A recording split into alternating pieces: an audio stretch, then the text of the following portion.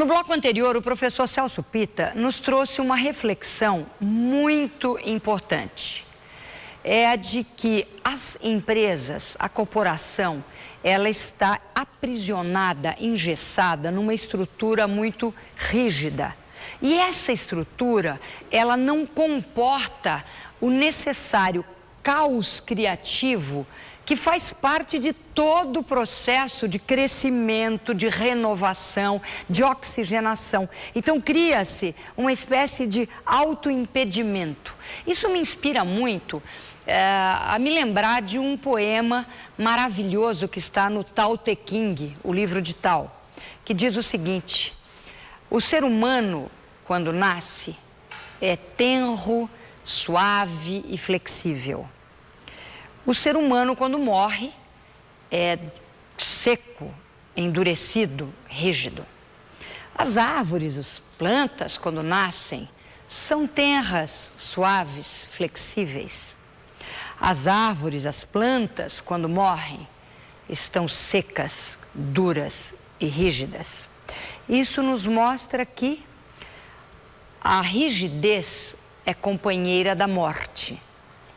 E a flexibilidade é companheira da vida. Professor Celso Pitta, como trazer vida às empresas, já que elas estão, de alguma maneira, se autoasfixiando nessa rigidez? A gente sabe, e o seu livro mostra muito bem, que para compatibilizar esse crescimento que hoje já acontece no nosso ser coletivo, com a empresa e essa coisa que precisa ser quebrada, essa rigidez, precisa ser desfeito esse muro, existe uma maneira, sim, que é um processo sistêmico interno.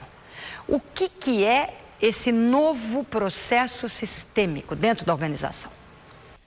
Então, na verdade, para a empresa se humanizar, para se trazer vida para dentro da empresa, é preciso que a empresa comece a pensar com outros paradigmas que não essa questão de sua estrutura rígida. No seguinte sentido, há uma crença generalizada que as empresas precisam primeiro ter para depois ser.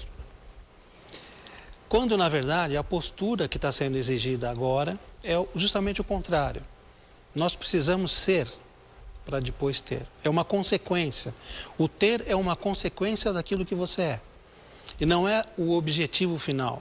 Bom, eu tenho que ter a qualquer custo, eu tenho que ter lucro de qualquer forma, eu tenho que competir. Você há pouco falou da questão da competição. No ponto de vista sistêmico, não existe competição. Na verdade, existe colaboração. A competição, como é entendida hoje dentro das empresas, é feita de uma forma destrutiva.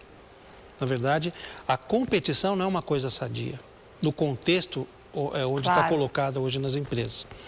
O que precisa haver, e aí a gente entra no conceito sistêmico das organizações, é que o pensamento sistêmico, ele concebe a realidade no momento em que existem conexões. Ou seja, a realidade não é uma coisa que está pronta e fora de nós. Na medida em que eu compreendo que eu posso construir uma realidade por meio das minhas conexões, por meio dos meus relacionamentos, então eu começo a criar possibilidades infinitas dentro da empresa. E é isso que eu chamo de criatividade. E para você ativar esse pensamento sistêmico, é preciso de um treinamento. Na verdade, a gente precisa largar antigas crenças, as empresas precisam largar antigas crenças que elas possuem a respeito de como elas obtêm as coisas.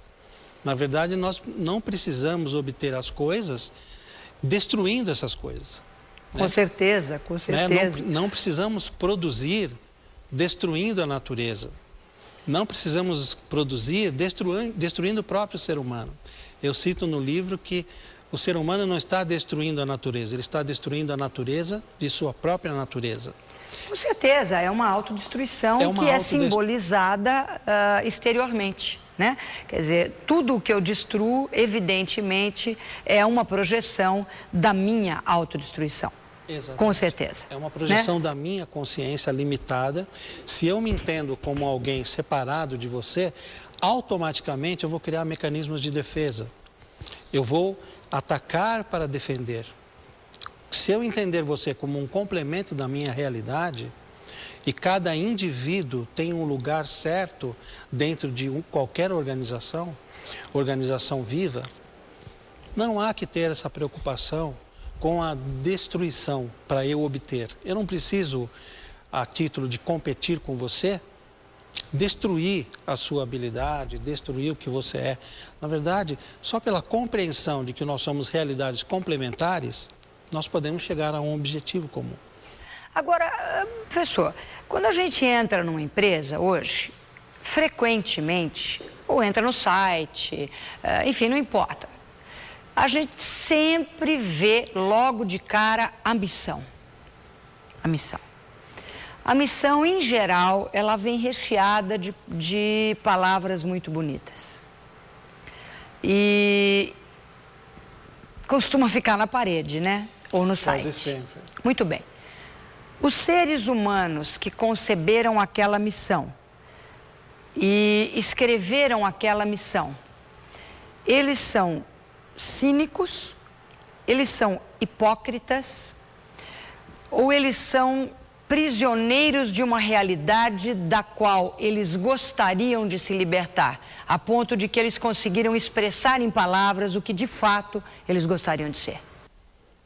Eu acredito que é essa última hipótese.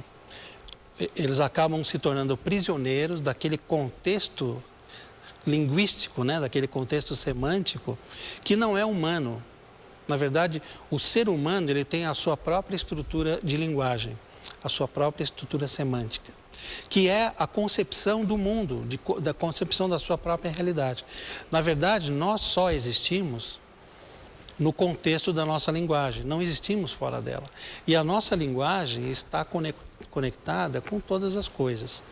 Quando as organizações criam linguagens artificiais, tipo declarar uma missão e essa missão fica pregada na parede, ela começa a não fazer nenhum sentido para as pessoas.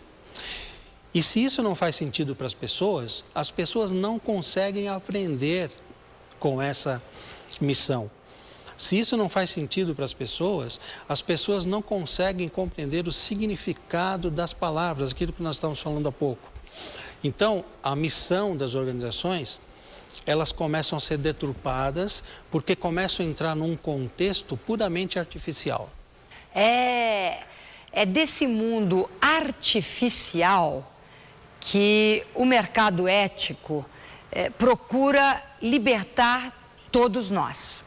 O mundo real é muito melhor. Muito obrigada, professor Celso Pitta, pelo seu ensinamento e inspiração. E nós esperamos você no próximo Mercado Ético para mais uma série de novos pensares e, consequentemente, novos agires. Até lá!